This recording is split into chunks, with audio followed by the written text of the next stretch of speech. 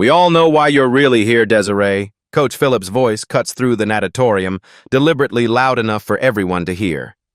Diversity scholarships might get you through the door, but they don't make you a swimmer. The words slam into Desiree Taylor like a physical blow. She stands dripping at the edge of the Olympic-sized pool, the chlorine scent mixing with the metallic taste of humiliation rising in her throat. 16 white faces stare from the water, some shocked, most smirking. No one speaks up. But my times were better than half the... Desiree starts, her voice betraying her with a slight tremble. Times? Coach Phillips laughs, the sound echoing off the water. You think this is just about hitting a clock? He gestures dismissively at the electronic scoreboard where just yesterday, Desiree's name had appeared in the top 3. This is about technique, precision, understanding the culture of the sport. The last phrase hangs in the air, its meaning unmistakable. Heather Griffin, team captain with her perfect blonde ponytail, doesn't even try to hide her satisfied smile. Blake Peterson, whose father chairs the school board, actually whispers, finally, loud enough for Desiree to hear. The reality is, Coach continues, checking his expensive Rolex, a gift everyone knows came after the Griffins' substantial pool renovation donation last season. Some people just don't fit our program, no matter how hard they try. A single droplet of pool water trails down Desiree's face, indistinguishable from what might be a tear. The fluorescent lights seem to intensify, spotlighting her as the only dark face in the blindingly white space.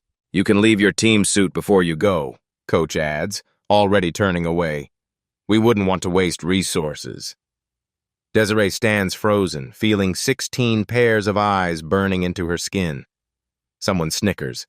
Another whispers something that sounds like, "Quota kid."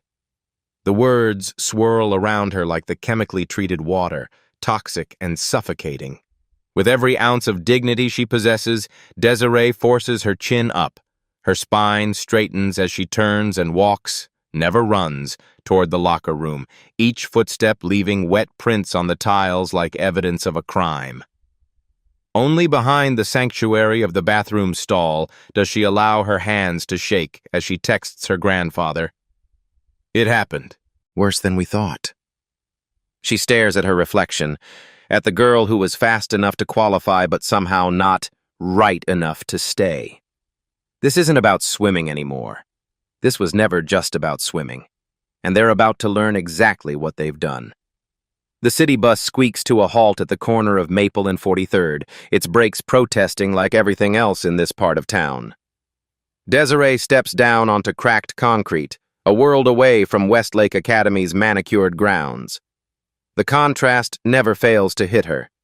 20 minutes by bus separates gleaming luxury cars from rusted chain-link fences, verdant lawns from concrete patches where weeds fight to breathe.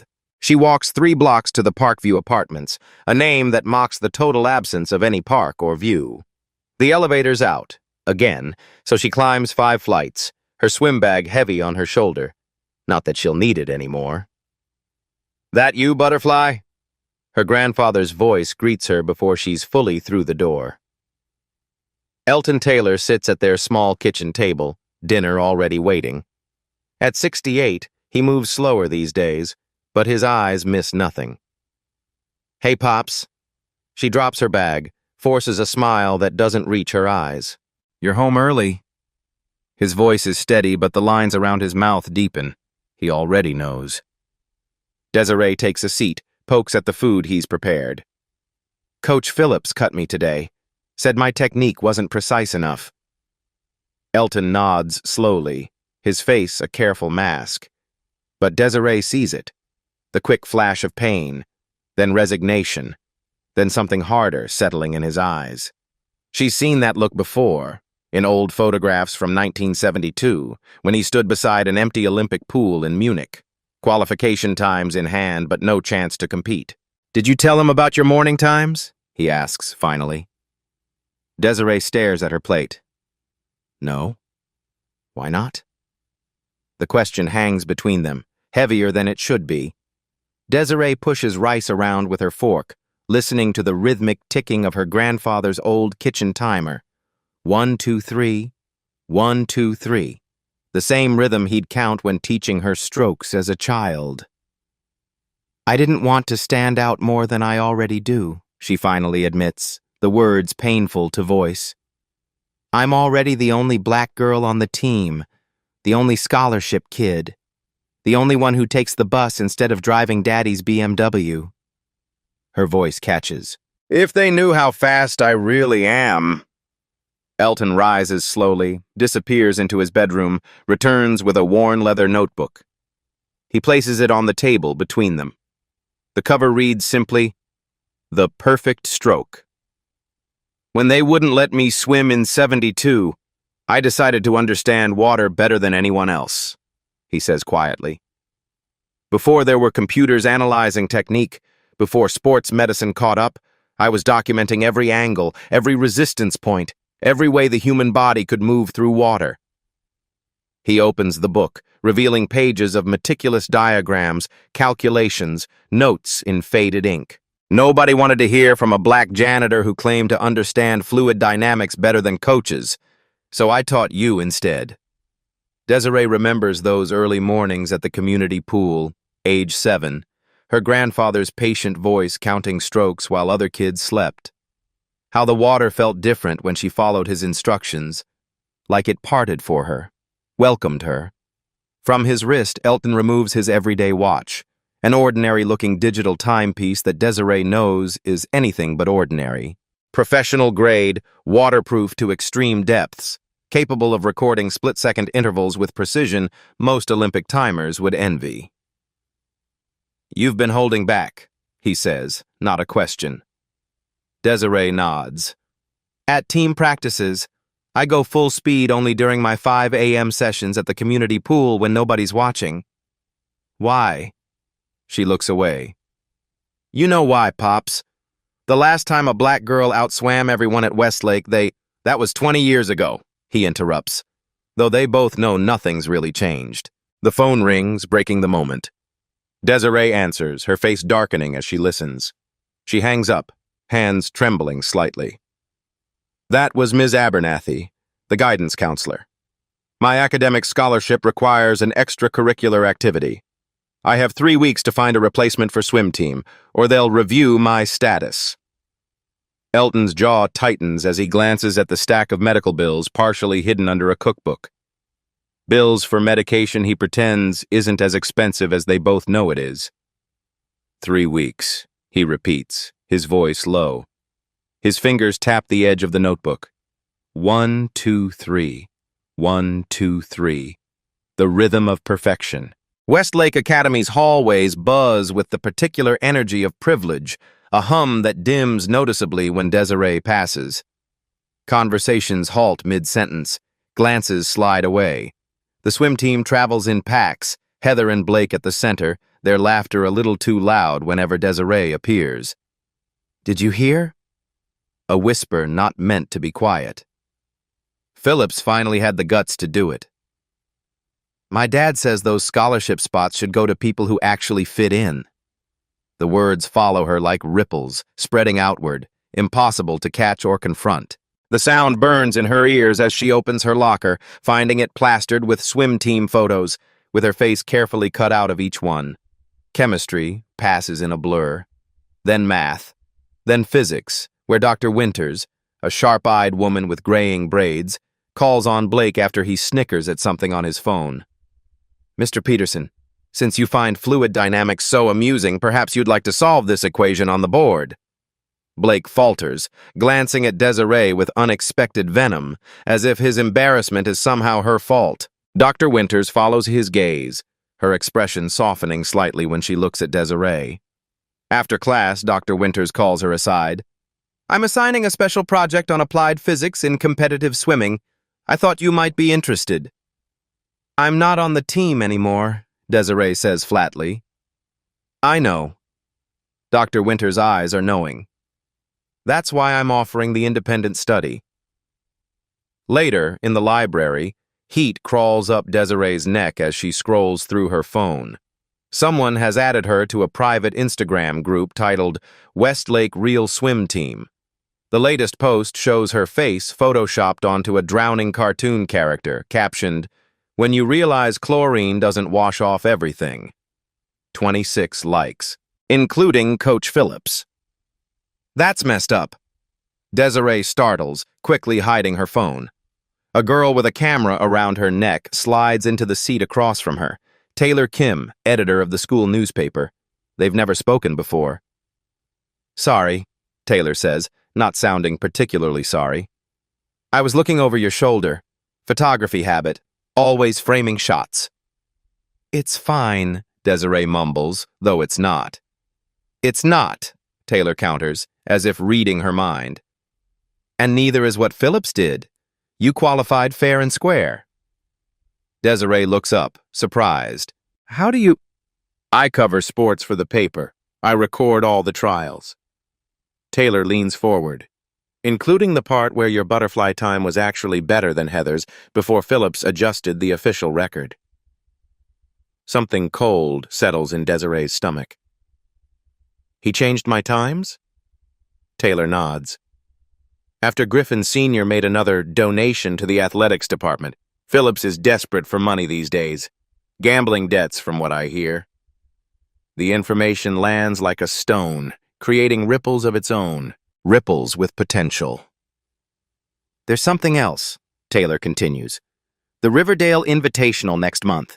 It's open to non-team members if they qualify at the pre-trials.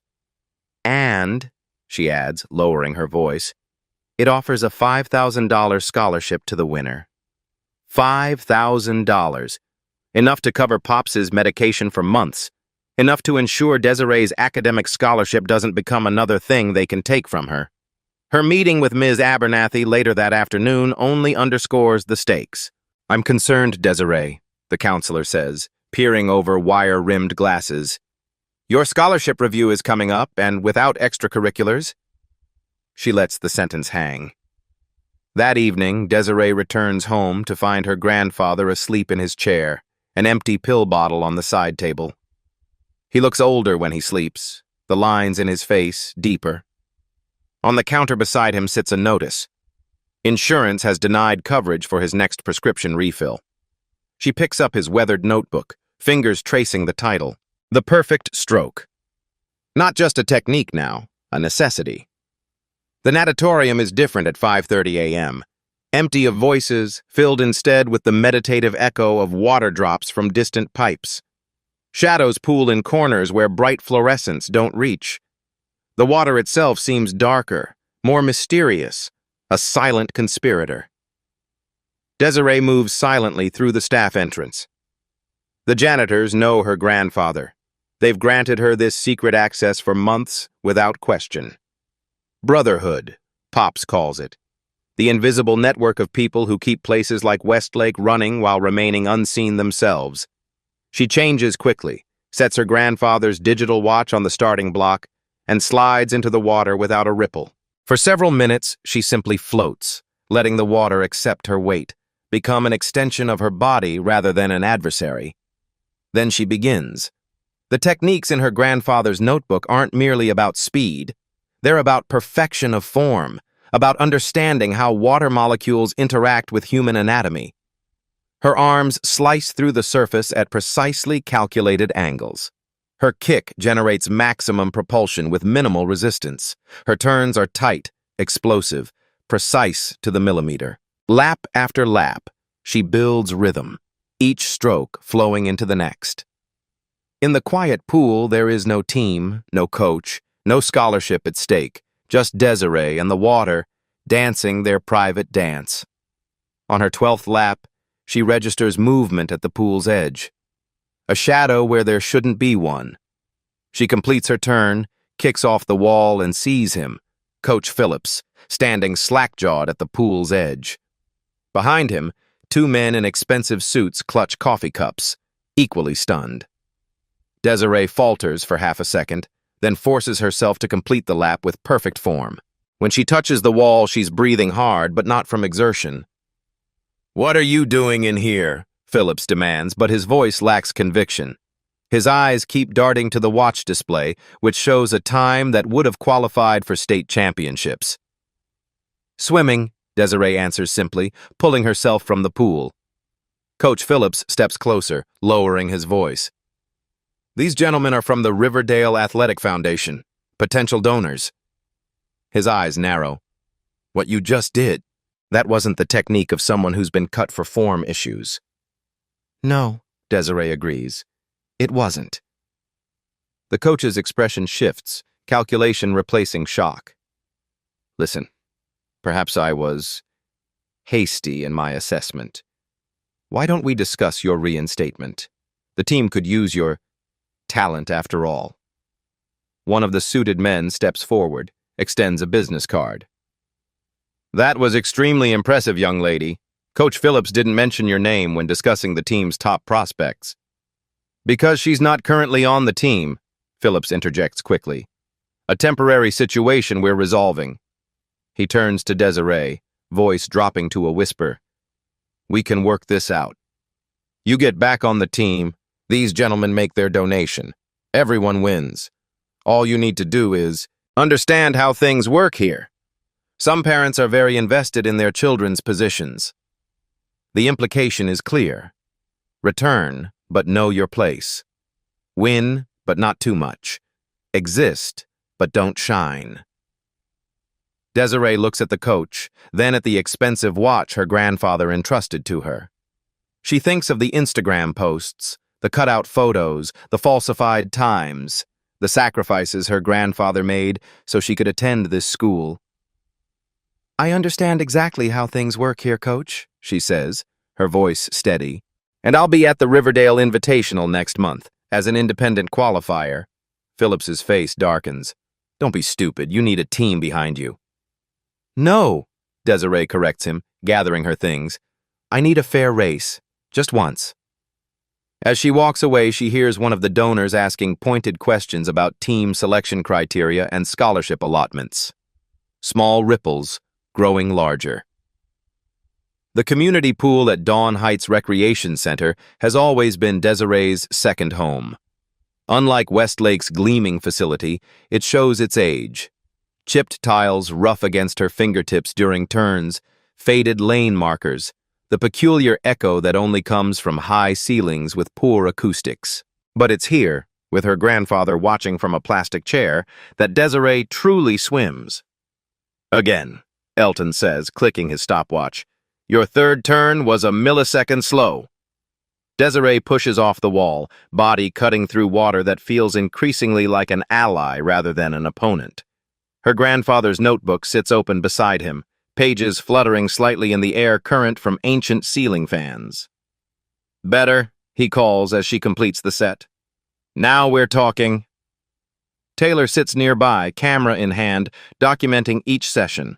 The school newspaper was initially her excuse, but Desiree suspects she's genuinely invested now.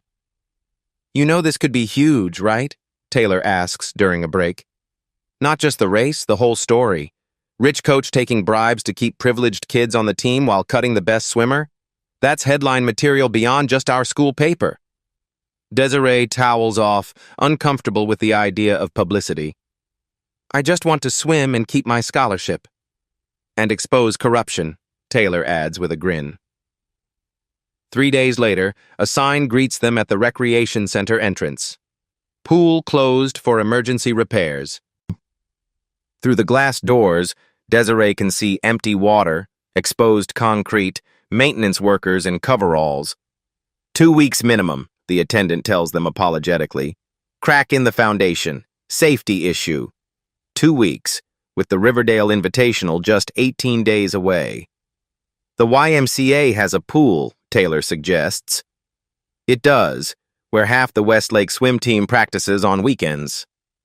Desiree discovers this the hard way when she arrives the following afternoon to find Heather and Blake doing laps, their parents watching from poolside chairs. The conversation stops when she enters. Mrs. Griffin whispers something to her husband, who immediately approaches the facility manager.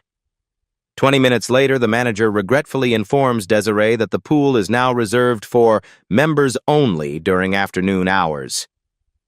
We could try the community college, her grandfather suggests on the bus ride home, his breathing more labored than usual. The medication rationing is taking its toll. Their team has priority, Desiree responds, scrolling through her phone. Everywhere decent is either booked solid or suddenly members only as soon as I show up. Taylor sends a text that evening. Bad news. Someone filed a complaint with the Riverdale Invitational Committee about your eligibility. On what grounds? Desiree demands when they meet at school the next day. Taylor shows her the photos. Coach Phillips having coffee with one of the invitational officials, same day as the complaint filing. Technically, since you were on the Westlake team initially, they're claiming you need a formal release from your coach to compete independently. It's an obscure rule, but it exists, Desiree finishes, the familiar taste of defeat threatening to rise. Dr. Winters finds her after physics class, takes one look at her face and says, "My office. Now." Inside the cramped space filled with books and scientific models, the teacher studies her. Taylor Kim tells me you need a pool. Desiree looks up, surprised. You talk to Taylor? I advise the newspaper, Dr. Winters says simply. And I have a backyard pool, nothing fancy but regulation length. Different chemicals than you're used to, less chlorine, more salt. But the physics is the same. Hope flickers, quickly tempered by suspicion. Why would you help me, Doctor? Winters opens a drawer, removes a faded photograph, a younger version of herself on a swimming podium, circa 1990s. Because 30 years ago, I was you. Different prejudice, same story. She taps the silver medal around her neck in the photo. Should have been gold. That evening, Desiree calls home from Dr. Winters' backyard, watching the sunset reflect orange across the surprisingly professional-grade pool. Pops, I found a place to... She stops, hearing her grandfather's ragged coughing. Pops, you okay? The coughing subsides. Fine, Butterfly, just the usual. But it's not just the usual. When Desiree returns home, she finds him asleep in his chair, breathing shallow, a missed call notification from his doctor on his phone. The insurance denial letter sits on the table, now accompanied by a past due notice for their rent. For the first time, doubt creeps in. What is she doing? Training for a swim meet while her grandfather needs help? She should be looking for a part-time job, not chasing some redemption fantasy. She's halfway through a job application on her phone when Elton wakes up. What's that? He asks, voice rough from sleep. Job listing. Quick Stop is hiring cashiers. Her grandfather's eyes narrow. And the invitational? Can wait. We need money now, not maybe in a month. Elton sits up straighter, reaches for his notebook. No. Pops? No, he repeats more forcefully. I gave up my chance once. Told myself there would be other races, other times. There weren't. He opens the notebook to its final pages, sections Desiree has never seen before. These are the last techniques I developed. Never had a chance to use them. Never taught them to you because I was saving them. Saving them for what? His eyes meet hers, fierce despite his weakened state. For when you needed to be undeniable. The Riverdale Aquatic Center gleams like a cathedral of water and light. Glass walls soar upward, morning sun streaming through to dance across the Olympic-sized pool where state champions have been crowned for decades. The sound hits Desiree first. Hundreds of voices echoing off water and tile, creating a roaring sea of noise, unlike the quiet pools where she's trained. Elton moves slowly beside her, leaning more heavily on his cane than usual. The morning's breathing treatment has left him tired but determined. He carries his notebook tucked securely under one arm. Registration desk is over there, he says, nodding toward a table where officials in navy blazers process paperwork. Desiree approaches with Taylor beside her, camera already documenting everything. The official's smile fades slightly as he reviews her forms. Independent qualifier? From Westlake? His eyebrows rise. There seems to be an issue with your paperwork. We need a coach's signature for the waiver. I'm not with the team anymore, Desiree explains. I'm competing independently. The official shakes his head. Without a team affiliation, you need additional authorization. I'm afraid without Coach Phillips' signature, is there a problem here? Dr. Winters appears beside them, radiating professional authority in a blazer and credentials from her time as a state physics education liaison. This swimmer lacks proper authorization, the official begins. Dr. Winters produces a business card. Perhaps you should call Carlton Michaels on the school board. He and I were just discussing Westlake's independent qualification protocols yesterday. Fascinating conversation about Title IX compliance. The official's expression shifts. He makes a phone call, speaking in hushed tones while glancing repeatedly at Desiree. When he returns, his smile is back, strained but present. Everything appears to be in order after all. Lane assignment will be posted before preliminaries. As they walk away, Desiree whispers, "Who's Carlton Michaels?" "School board president, Dr. Winters answers. "And an old friend who doesn't appreciate athletic departments operating like private clubs." Across the pool deck, Desiree spots the Westlake team arriving in matching warm-ups. Coach Phillips freezes momentarily upon seeing her, then quickly gathers his swimmers, speaking intensely. Heather and Blake keep looking over, their expressions a mixture of disbelief and contempt. Taylor has set up multiple recording points around the pool, her press credentials allowing her access other spectators don't have. "Live streaming to the school's social media," she explains. "Half the student body is watching already." The preliminaries pass in a blur of noise and movement. Desiree places second in her heat, deliberately holding back just enough to qualify without revealing her full capability. Coach Phillips watches with narrowed eyes from the sidelines, stopwatch in hand, recalculating with each lap. Between heats, Desiree notices her grandfather looking pale, sitting heavily on a bench. She rushes over, heartbeat accelerating with fear rather than exertion. "Pops? Should we go? We can leave right now if—" "Don't you dare," he rasps, gripping her hand. His eyes are fierce despite his labored breathing. "This is your moment. Been waiting for it since you were 7 years old." He removes his watch, presses it into her palm. "Final turn," he whispers. "Remember page 47, the momentum shift at exactly 3/4. Nobody teaches that technique anymore because nobody understands the physics of it." The finalists are called to their positions. 8 lanes, 8 swimmers, 7 from established teams with professional coaches. And Desiree, lane 5, independent, grandfather's watch secure on her wrist. As she adjusts her cap and goggles, she sees Heather in lane 4, whispering something to Blake in lane 3. They both laugh, looking pointedly at Desiree. Coach Phillips stands behind them, arms crossed, expression unreadable. "Swimmers, take your marks." Desiree closes her eyes briefly, feels the cool starting block beneath her toes, visualizes water molecules, their interaction with her body, the perfect angles her grandfather calculated decades ago while the swimming world ignored him. The buzzer sounds. 8 bodies hit the water simultaneously. The roar of the crowd fades into a muffled underwater hum as Desiree finds her rhythm immediately. The first 50 meters pass in perfect form, arms slicing, legs propelling, body riding the fine line between surface and depth that minimizes resistance. At the turn, she's even with Heather, a hair behind Blake. She can see Coach Phillips from the corner of her eye, his face tightening as he realizes she's keeping pace. Second 50. Desiree applies Dr. Winters' physics lessons, adjusting her arm entry to account for the pool's unique current patterns. She pulls ahead by a quarter length, feeling the water resist, then yield as theory becomes practical advantage. Third 50. Blake kicks harder, closing the gap, his technique forceful but wasteful. Heather matches him, drawing even with Desiree again. The taste of adrenaline fills Desiree's mouth, metallic and electric, as she maintains perfect form despite the burning in her muscles. Final turn approaching.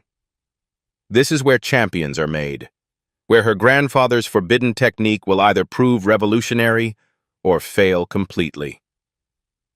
3/4 to the wall, Desiree initiates the sequence. A subtle shift in body position, almost imperceptible, right shoulder dropping precisely 2 centimeters lower than conventional technique dictates. As she flips, her momentum transfers differently, the physics creating a slingshot effect that conventional swimming wisdom says is impossible. She feels it instantly, the water becoming not an obstacle but a launching mechanism. Her body rockets from the wall with velocity that surprises even her, propelling her a full body length ahead before the others have completed their turns. The final 25 meters unfold in slow motion. Desiree feels every water molecule, every subtle current.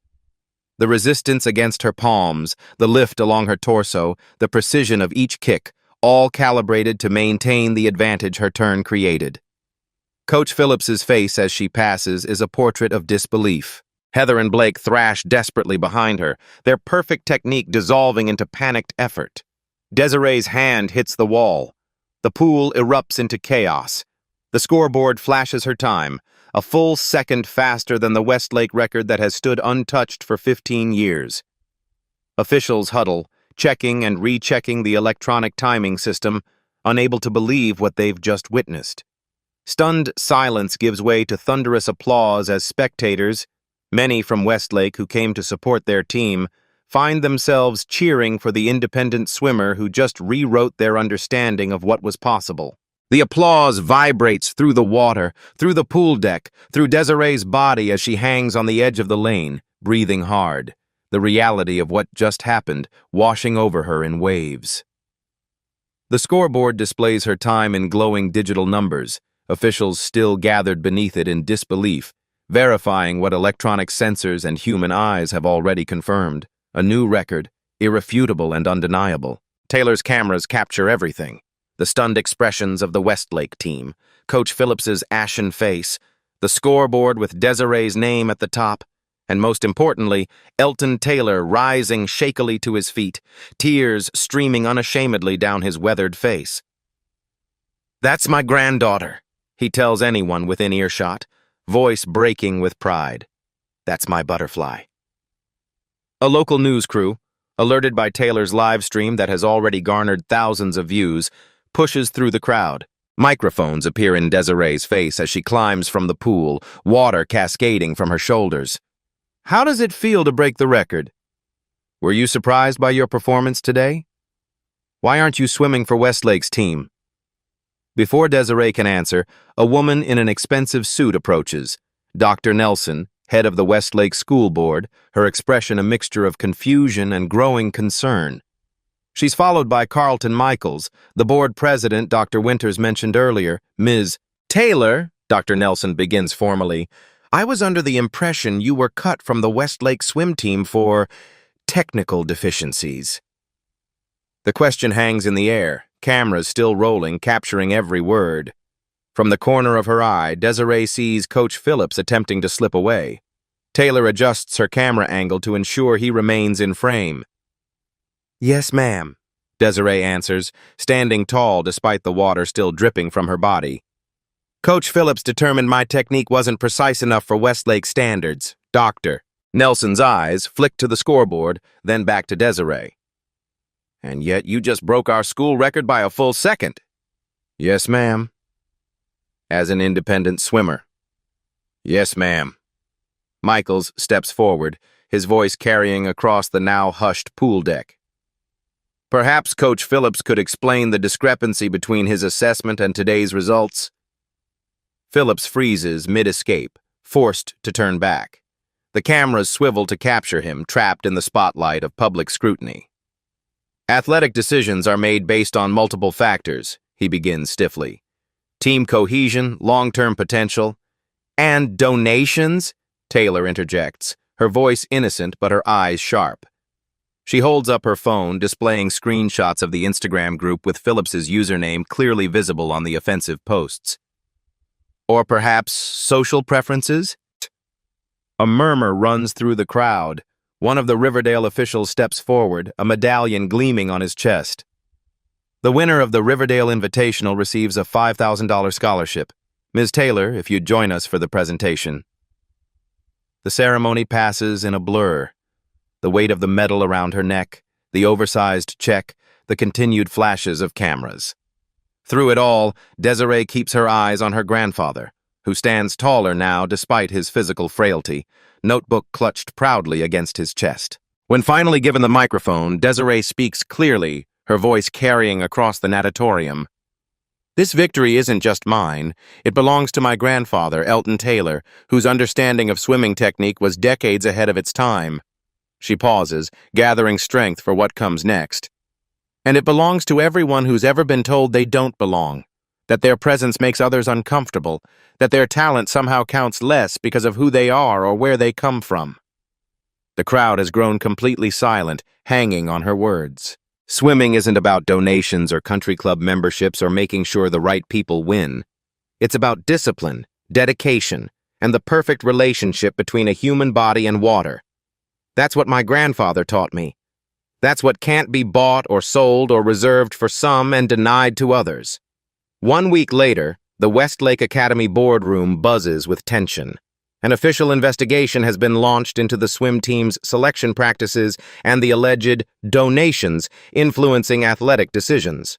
Coach Phillips has been suspended pending review, his office being combed through by auditors discovering years of financial irregularities. Dr. Nelson sits across from Desiree and her grandfather, her expression solemn. The board would like to offer you the position of team captain for next season, with a full athletic scholarship to complement your academic one. Desiree considers the offer, feeling the weight of her grandfather's watch on her wrist. I appreciate that, Dr. Nelson, but I think Westlake needs something more important than a new captain. What's that? A new system. One where talent and hard work matter more than connections or contributions. Desiree leans forward. Instead of making me captain, establish a diversity scholarship for swimming, and implement blind tryouts, where coaches evaluate technique without knowing which swimmer they're watching. Dr. Nelson's eyebrows rise. That's an unusual request. So was asking the only black swimmer with qualifying times to leave the team, Elton says quietly. Sometimes unusual requests reveal character.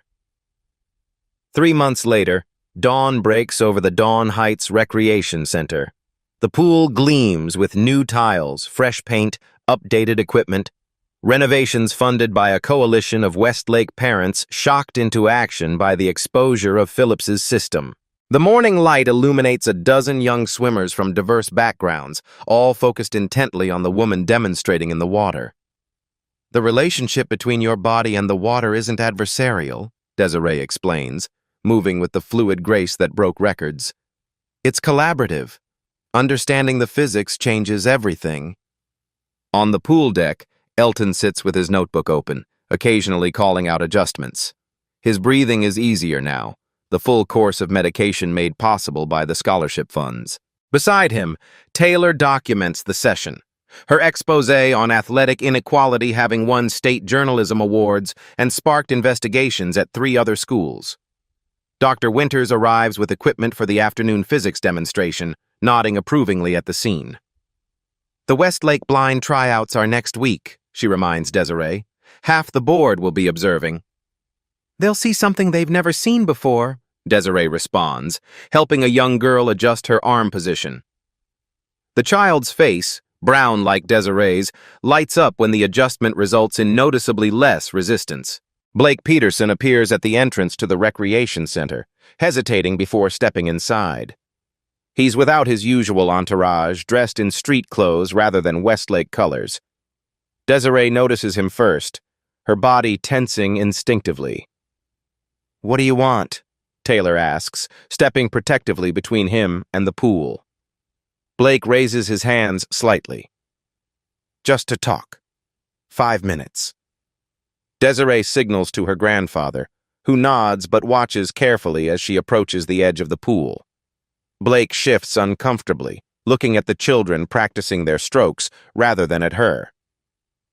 "My dad resigned from the board," he says finally, after the audit found his signature on some of Phillips's financial approvals. Desiree says nothing, waiting. He didn't know about the Instagram group, Blake continues, or about Philip's changing times. He just wanted me to have advantages. He looks up finally, meeting her eyes. I knew, though, about all of it.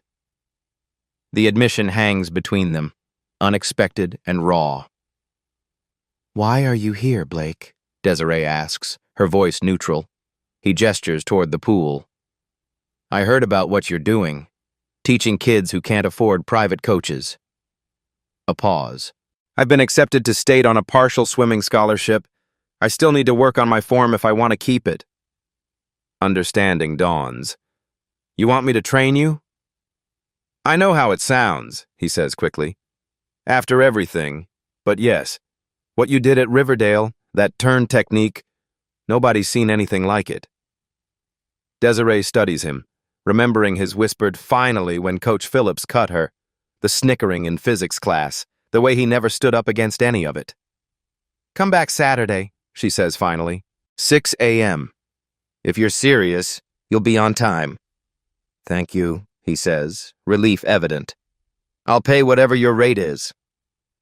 You don't pay with money, Elton interrupts, having moved closer during their conversation.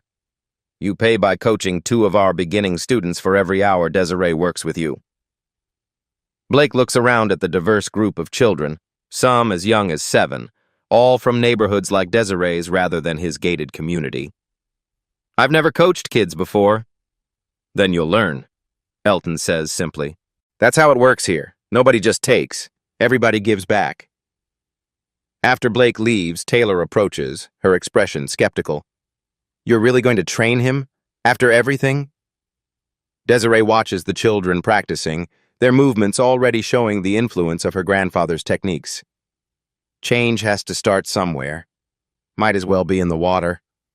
The following Tuesday, Desiree stands at the edge of the newly renovated Westlake pool.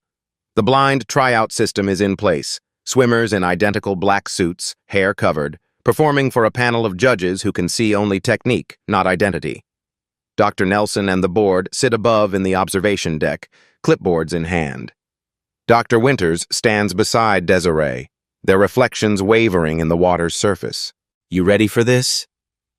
I've been ready my whole life, Desiree answers.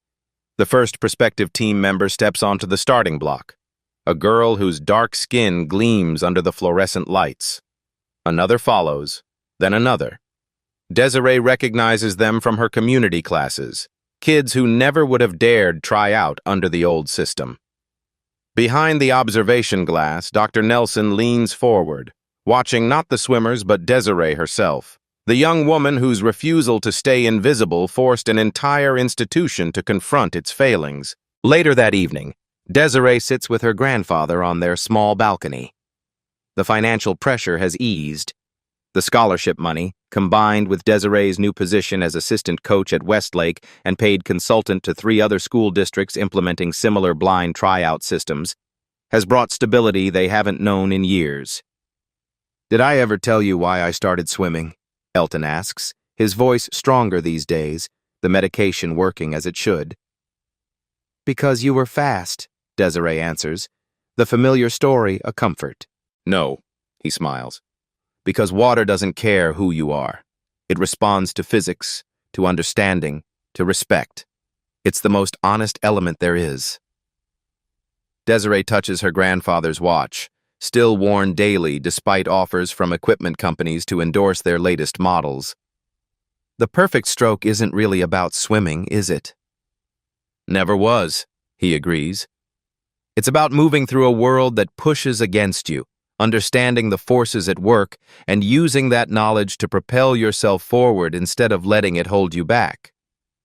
The following morning, before the sun has fully risen, Desiree stands at the edge of the Dawn Heights pool. New students wait nervously alongside veterans of her program. Blake arrives precisely at 6, already changed and ready to work with his assigned beginners. Desiree slides into the water, feeling it welcome her as it always has, the one place where she has never had to be less than she is, never had to hide her power or potential.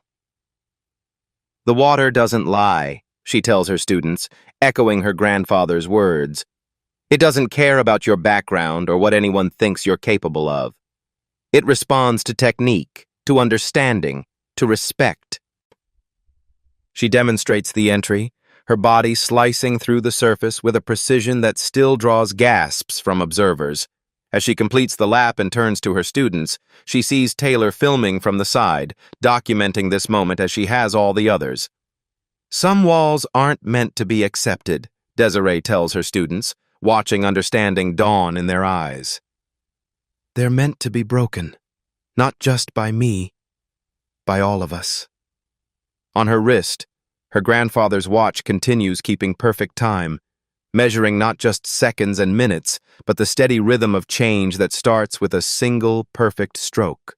Did this story of triumph against injustice move you?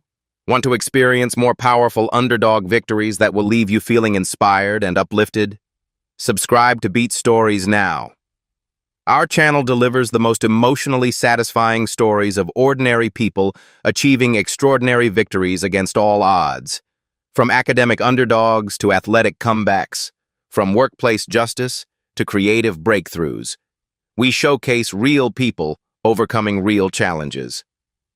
Hit that like button if you enjoyed Desiree's journey. Share with friends who need to witness the power of perseverance. Comment below with your favorite moment from the story. And most importantly, subscribe to Beat Stories for your weekly dose of motivation, inspiration, and cathartic justice. New stories drop every Wednesday and Sunday. Turn on notifications so you never miss the moment when the underdog finally gets their day.